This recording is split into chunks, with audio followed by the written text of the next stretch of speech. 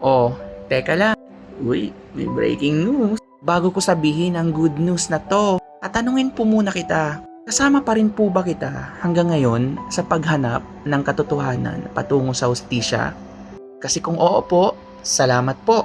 Pero kung basher ka na at hindi na po, or nautok ka doon sa naratibong gawing santo, si Rene, which is gawa-gawa ng troll, kung sa ipalit sa ribulto ni Rizal, ang hina mo, hindi totoo yung suporta mo. Mahina kang nilalang. Sa lahat po na hanggang ngayon ay talagang nananalangin at naniniwala na meron pong hustisya, maraming salamat po. Eto na. Umuusad na po yung kaso.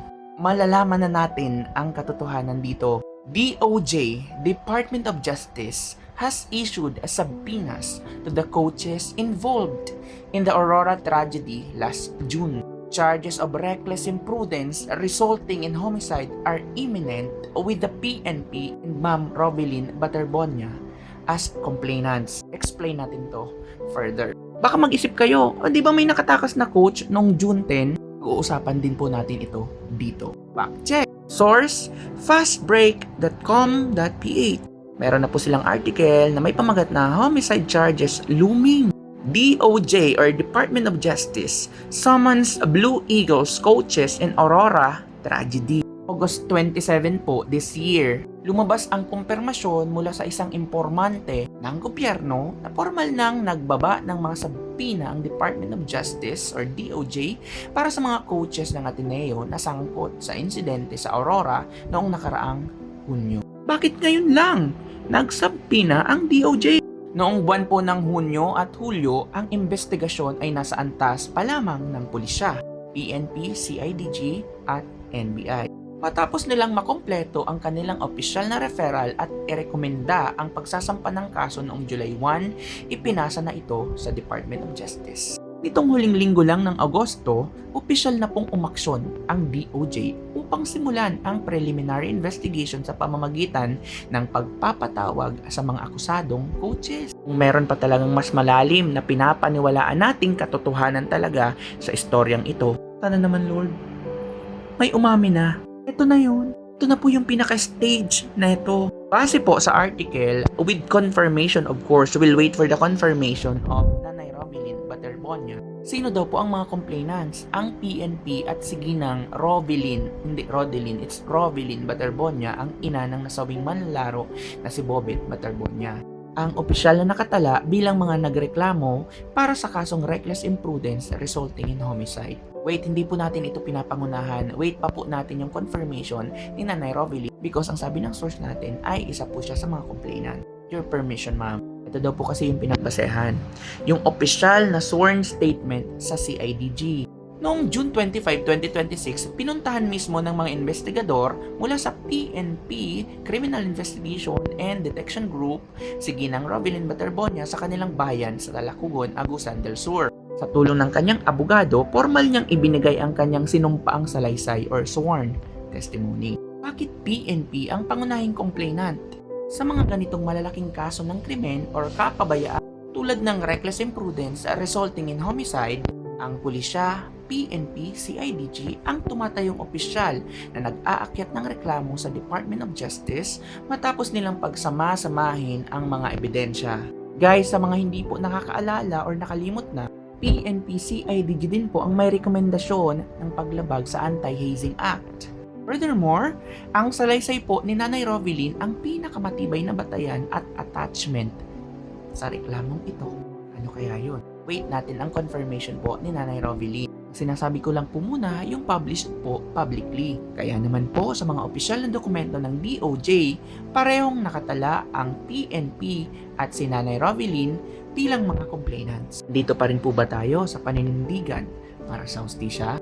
Sa kanyang mga pahayag sa media at social media, paulit-ulit na binigyang diin ni Nanay Rovelyn na hindi sapat ang simpleng paumanhin at hindi niya matatanggap na purong aksidente lamang ang nangyari sa kanyang anak.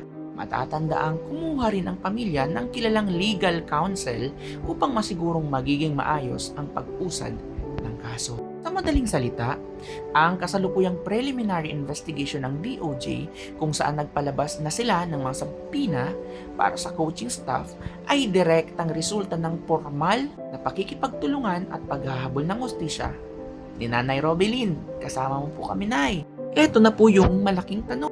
Paano si Coach Grant? Ito po yung umalis. June 10 pa lang, umalis na siya ng Pilipinas. Anyway, isa siyang New Zealander na tumatayong strength and conditioning coach ng Ateneo Blue Eagles. Strength and conditioning ka pa man, coach? Malis ka talaga, be. Ang tanong kasi dito, paano natin siya makukuha? Wait, eto na. Paano muna siya nakalabas ng bansa? Bakit siya nakalabas ng bansa? Kinumpirma po ng Bureau of Immigration or BI na legal naman na nakalabas ng Pilipinas si Coach Grant Derns.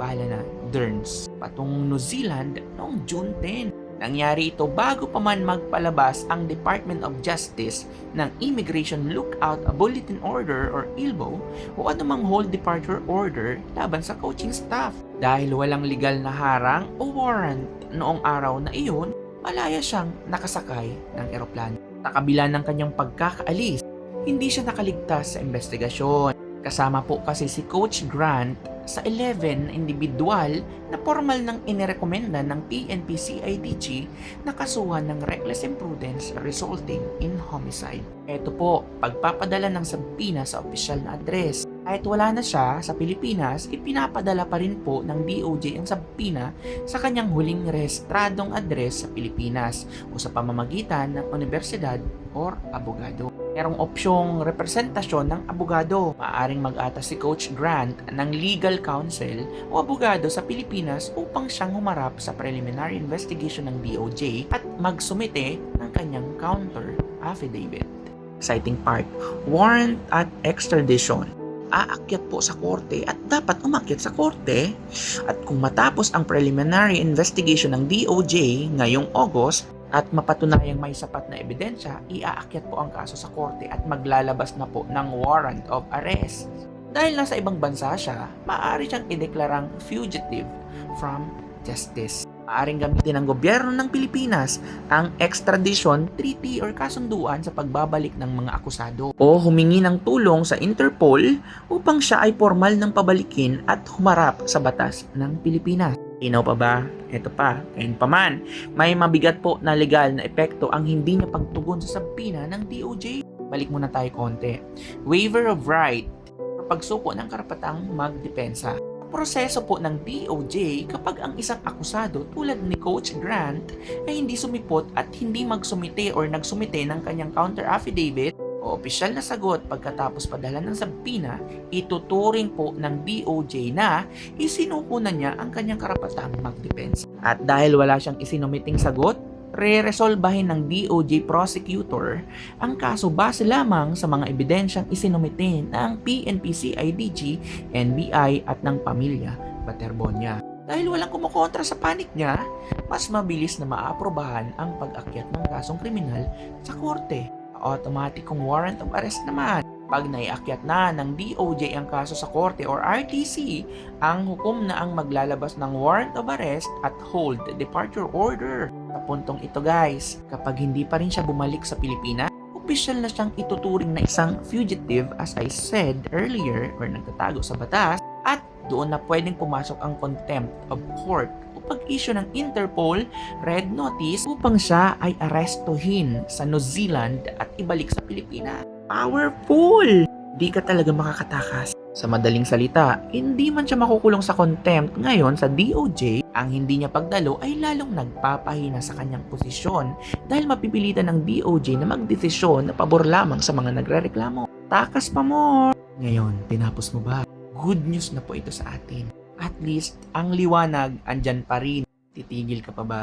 Hihikayatin ko po lahat ng content creator na napanood ito at nakaabot dito sa dulo. Huwag na kayong gumawa ng issue against other content creators. Dinidivide nyo lang ang mga taong humihingi ng hustisya through factual reports.